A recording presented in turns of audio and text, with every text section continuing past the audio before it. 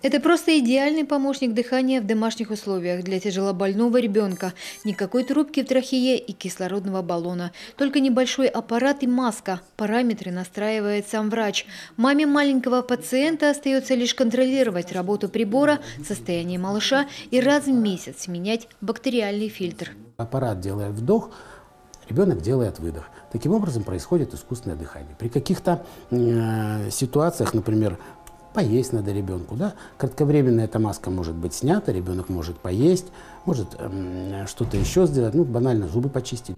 ИВЛ жизненно необходим для детей, страдающих прогрессирующей мышечной дистрофией Дюшена, тяжелыми генетическими и онкологическими заболеваниями, ДЦП, когда ребенок обездвижен.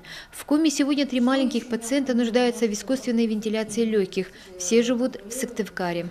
Мы приглашали детей с родителями по одному, госпитализировали их, проводили дополнительное обследование, настраивали эти аппараты, обучали родителей работе с этими аппаратами, после чего выписывали детей из стационара.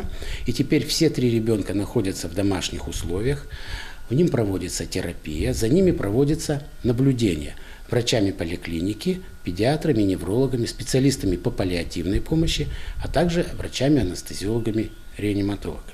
Вопрос о необходимости обеспечения маленьких пациентов такими аппаратами по всей стране поднимался уже давно, но сдвинулся с мертвой точки после обращения на прямую линию Путина. Минздрав России и благотворительный фонд «Линия жизни» запустили пилотный проект, участником которого стала и наша республика.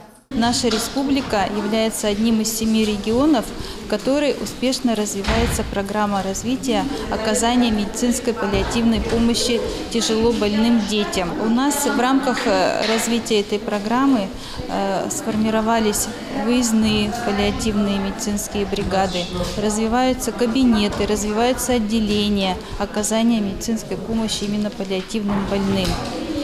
Поэтому по этим критериям наша республика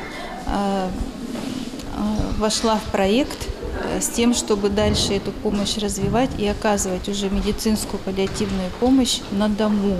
В рамках проекта, кроме аппаратов ИВЛ для паллиативных детей, в коме приобрели также и откашливатель, который помогает страдающему недугом ребенку освободить дыхательные пути от мокроты. Плюсы лечения в домашних условиях очевидны. Родители отмечают, дети хорошо спят, меньше страдают от кислородного голодания, а их настроение становится заметно лучше. Елена Кононова, Антон Ворожищев, телеканал Юрган.